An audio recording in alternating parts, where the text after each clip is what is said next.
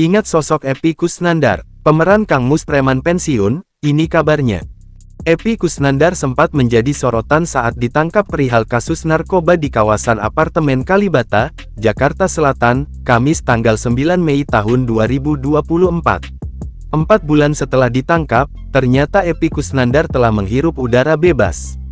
Kepastian Epy Kusnandar sudah bebas disampaikan istrinya Karina Ranau, Sabtu tanggal 7 September tahun 2024. Karina Ranau mengatakan Epy Kusnandar atau suaminya tersebut sudah selesai menjalani rehabilitasi sejak tanggal 17 Agustus tahun 2024. Lebih lanjut, Karina mengungkap rencana Epy Kusnandar setelah selesai menjalani hukuman kasus narkoba tersebut.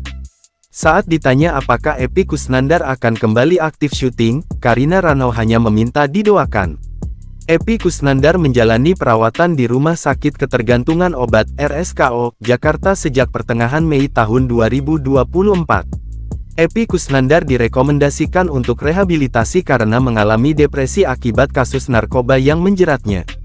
Diketahui dalam kasus narkoba tersebut, Epy Kusnandar dijerat pasal 127 ayat 1 huruf A Undang-Undang Republik Indonesia Nomor 35 Tahun 2009 tentang narkotika tentang penyalahguna narkotika golongan I bagi dirinya sendiri wajib direhabilitasi atau pidana penjara maksimal 4 tahun.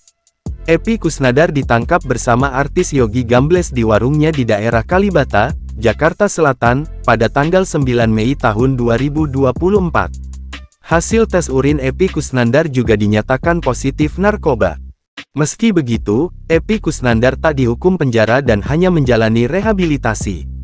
Dia juga menuturkan asesmen dilakukan lantaran Epy memiliki riwayat penyakit berupa tumor otak.